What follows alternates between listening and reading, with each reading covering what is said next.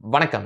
இந்த வீடியோல நம்ம எதை பத்தி பார்க்க போறோம்னா, தமிழ்நாட்டுடைய முதலமைச்சரா 13 ஆண்டுகள் இருந்த எம்ஜிஆர் அவர்கள் திமுகவுல இருந்து விலகி அதிமுகவை தொடங்குனது ஏன் அப்படின்றத பத்தி தான் இந்த வீடியோல நம்ம பார்க்க போறோம். எம்ஜிஆர் அவர்களை பத்தி சொல்லணும் அப்படின்னா, அவர் இறந்து 35 வருடங்களுக்கும் மேல ஆயிருச்சு. ஆனா இப்பயும் ஒரு தேர்தல் வந்துச்சுன்னா, ஒரு கிராமத்துல உள்ள வயசான பாட்டியோ தாத்தாவோ எம்ஜிஆர் தொடங்கிய அதிமுகவும் அதனுடைய சின்னமான ரெட்டைலைக்கும் ஓட்டு போட்டோம் அப்படின்னு சொல்லக்கூடிய நிலை இப்பயும் இருக்கு. அதே மாதிரி அந்த காலகட்டத்துல எம்ஜிஆர் அவர்களுக்கு அப்படின்னு ஒரு மிகப்பெரிய மக்கள் செல்வாக்கு இருந்திருக்கு. எம்ஜிஆர் அவர்கள் படத்துல திரையில செய்யறத உண்மைன்னு நம்புற அளவுக்கு எம்ஜிஆர் மீது ஒரு கிரேஸ் அந்த காலகட்டத்துல மக்களுக்கு இருந்துச்சு. சோ இந்த வீடியோல நம்ம எம்ஜிஆர் அவர்களுடைய அரசியல் வாழ்க்கையில அவர் திமுகவை விட்டு விலகி அதிமுகவை தொடங்குனது ஏன், அவர் திமுகவை விட்டு விலகுனதுக்கு காரணம் என்ன அப்படின்றத பத்தி தான் விரிவா இந்த வீடியோல நம்ம பார்க்க போறோம். சோ வாங்க வீடியோக்குள்ள போலாம்.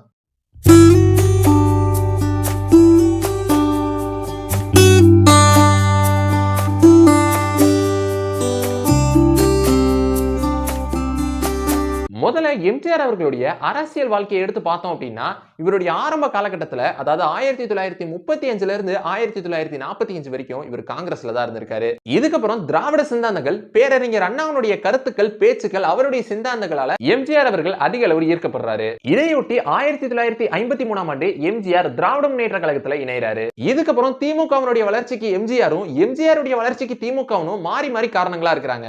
இதுக்கப்புறம் திமுகவினுடைய பொதுக்கூட்டங்கள், மேடைகள்ல எம்ஜிஆர் பேசுறாரு. திமுகவுக்காண்டி நிறைய பிரச்சாரங்கள் செய்யறாரு. ஒரு காலகட்டத்துல திமுகவினுடைய பிரச்சார பீரங்கியாவே எம்ஜிஆர் மாறுறாரு. அது மட்டும் இல்லாம அந்த காலகட்டத்துல எம்ஜிஆருக்கு மக்கள் செல்வாக்கு அப்படின்றது அதிக அளவு இருந்துச்சு. அது மட்டும் இல்லாம அன்னைக்கு தமிழ் திரையுலகின் உச்ச நட்சத்திரமாவும் எம்ஜிஆர் இருந்தாரு.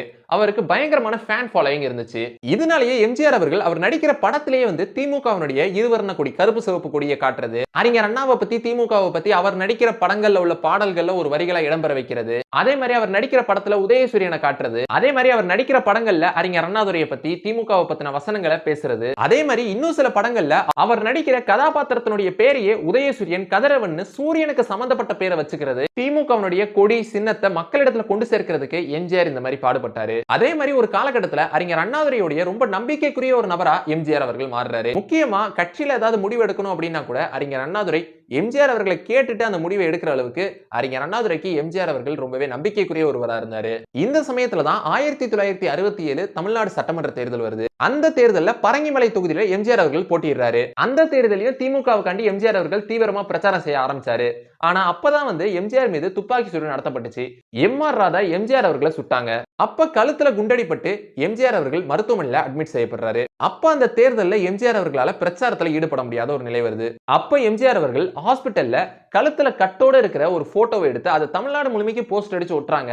எம்ஜிஆர் அவர்கள் நேரடியா வந்து பிரச்சாரம் செய்யலனாலும் எம்ஜிஆர் அவர்களுடைய போஸ்டர் தமிழ்நாடு முழுமைக்கும் பிரச்சாரம் செய்து. இதுக்கப்புறம் 1967ஆம் ஆண்டு சட்டமன்ற தேர்தலில் அறிஞர் அண்ணாதுரை தலைமையிலான திமுக வெற்றி பெற்று ஆட்சி அமைக்குது. அப்படி திமுக வெற்றி பெற்றதுக்கு காரணமாய் எம்ஜிஆரும் இருக்காரு. இதுக்கப்புறம் அறிஞர் அண்ணாதுரை தமிழ்நாட்டுடைய முதலமைச்சரா 2 வருஷம் இருக்காரு. இந்த நிலையில தான் அவருக்கு கேன்சர் வருது. 1969 பிப்ரவரி 3ஆம் தேதி அவர் இறந்து போறாரு. அறிஞர் அண்ணாதுரை இறந்ததுக்கு அப்புறம் தமிழ்நாட்டுடைய முதலமைச்சரா அன்னைக்கு திமுகவில் இருந்த முக்கிய தலைவரான நாவலர் நெடுஞ்செழியன் தமிழ்நாட்டுடைய முதலமைச்சராகிறாரு. ஆனா அப்ப கட்சிக்குள்ளேயும் சரி, எம்எல்ஏக்களும் சரி, நிறைய பேர் வந்து கலைஞர் கருணாநிதி அவர்களை நாங்க முதலமைச்சராகவும் கட்சியினுடைய தலைவராகவும் ஏத்துப்போம் அப்படின்னு கட்சிக்குள்ள ஒரு சின்ன பிளவு ஏற்பட்டுச்சு. அப்ப எம்ஜிஆர் அவர்களுடைய ஆதரவு கலைஞர் கருணாநிதி அவர்களுக்கு இருந்துச்சு.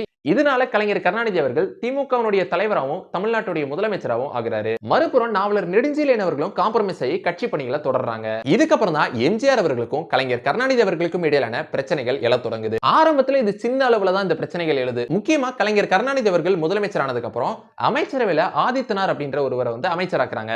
இந்த விஷயம் வந்து எம்ஜிஆருக்கு பிடிக்கல. இதுக்கப்புறம் ஒரு சின்ன ஒரு சம்பவம் நடக்குது. என்னன்னா வந்து ஒரு முறை வந்து திமுகவினுடைய ஒரு பொதுக்கூட்டத்துல வந்து ஆடியன்ஸ் உட்கார்ந்திருப்பாங்கல்ல, அதுல வந்து ஃப்ரண்ட் ரோல வந்து எம்ஜிஆர் அவர்கள் தன்னோட நடித்த ஒரு நடிகைக்கு வந்து ஃப்ரண்ட் ரோல வந்து சீட் கேட்டிருக்காரு. அப்போ வந்து அந்த சீட் வந்து அந்த நடிகைக்கு தரப்படல. இருந்தாலும் இது பெரிய பிரச்சனையாகல. கலைஞர் அவர்களும் எம்ஜிஆர் அவர்களும் தொடர்ந்து ஒன்னாதான் பயணிக்கிறாங்க. இந்த சமயத்துல 1972ஆம் ஆண்டு தமிழ்நாடு சட்டமன்ற தேர்தல் வருது. இந்த முறையும் வழக்கம் போல திமுகவுக்கு எம்ஜிஆர் அவர்கள் பிரச்சாரம் செய்யறாரு. அந்த தேர்தல்ல திமுக மீண்டும் வெற்றி பெற்று தமிழ்நாட்டுடைய முதலமைச்சரா கலைஞர் அவர்கள் மீண்டும் ஆகிறாரு. இதுக்கப்புறம் இந்த தேர்தலில் வெற்றி பெற்றதுக்கு அப்புறம் எம்ஜிஆர் அவர்கள் வந்து தனக்கு வந்து சுகாதாரத்துறை அமைச்சர் பொறுப்பு வழங்க சொல்லி கேட்கிறாரு. ஆனா கலைஞர் அவர்கள் வந்து சுகாதாரத்துறையை வழங்காம வேற ஒரு துறையை வழங்குறாரு.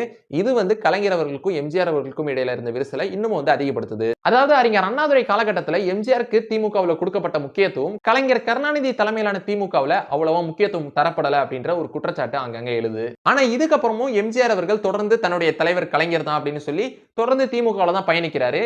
இந்த சமயத்துல தான் 1972ஆம் ஆண்டு அக்டோபர் மாசம் ஒரு பொதுக்கூட்டத்தில் எம்ஜிஆர் பேசுறாரு. அந்த பேச்சு தான் ஒரு மிகப்பெரிய சர்ச்சையை உண்டுபடுத்தி திமுகவை விட்டு எம்ஜிஆரை விலக்கி வைக்கிற அளவுக்கு அந்த பேச்சு அப்படின்றது அமையுது. என்ன பேசுறாரு அப்படின்னா வந்து திமுகவில் உள்ள எம்எல்ஏக்கள், மினிஸ்டர்கள், கட்சி நிர்வாகிகள் அவங்களுடைய கணக்கு வழக்க காமிக்கணும் அப்படின்னு சொல்லி பொதுக்கூட்டத்தில் வச்சு எம்ஜிஆர் அவர்கள் கேட்கிறாரு. இது வந்து ஒரு மிகப்பெரிய சர்ச்சையை வந்து உண்டுபடுத்துது. அது எப்படி ஒரு கட்சியினுடைய நிர்வாகிகள், கட்சியினுடைய எம்எல்ஏக்கள், மினிஸ்டர்ஸ் உடைய கணக்கு வழக்க பொதுவெளியில வச்சு கேட்கலாம் அப்படின்ற ஒரு சர்ச்சை எழுந்து, அப்ப இது மாதிரியான விஷயங்களை கட்சியினுடைய பொதுக்குழுல இல்ல கட்சிக்குள்ள கேட்டிருக்கணும், இதை பொதுக்கூட்டத்துல எப்படி கேட்கலாம் அப்படின்னு சொல்லி ஒரு மிகப்பெரிய சர்ச்சையை உண்டுபடுத்துது. இதனுடைய விளைவா எம்ஜிஆர் அவர்கள் திமுகல இருந்து சஸ்பெண்ட் செய்யப்படுறாரு. இதுக்கப்புறம் இந்த சர்ச்சை இன்னும் பெருசாகி ஒரு கட்டத்துக்கு அப்புறம் எம்ஜிஆர் அவர்கள் திமுகவை விட்டு விலகிறாரு. விலகி அண்ணா திராவிட முன்னேற்ற கழகம் என்ற கட்சியை தொடங்குறாரு. இதுக்கப்புறம் 1974ஆம் ஆண்டு தமிழ்நாடு சட்டமன்ற தேர்தல் வருது. இந்த சட்டமன்ற தேர்தலில் முதல் முறையா எம்ஜிஆர் தலைமையிலான அதிமுக தேர்தலை சந்திச்சு வெற்றி பெற்று எம்ஜிஆர் தலைமையிலான அதிமுக ஆட்சி அமைக்குது. இதுக்கப்புறம் அவர் உயிரோட இருந்த வரைக்கும் அவர் தான் தமிழ்நாட்டுடைய முதலமைச்சரா இருந்தாரு. சோ இந்த ஒரு கதை தான் இந்த வீடியோல நான் சொல்லலாம் அப்படின்னு நினைச்சேன். சோ இந்த வீடியோ உங்களுக்கு பிடிச்சிருந்துச்சுனா லைக் பண்ணுங்க, உங்க ஃப்ரெண்ட்ஸ்க்கு ஷேர் பண்ணுங்க. இந்த வீடியோ பத்தின கருத்துக்களை நீங்க கமெண்ட்ஸ்ல எழுதி பண்ணுங்க. அப்புறம் மறக்காம நம்ம சேனலை சப்ஸ்கிரைப் பண்ணிட்டு பக்கத்துல உள்ள பெல் ஐகானை கிளிக் பண்ணிக்கோங்க. So see you next video until signing off by Sabari Karthik.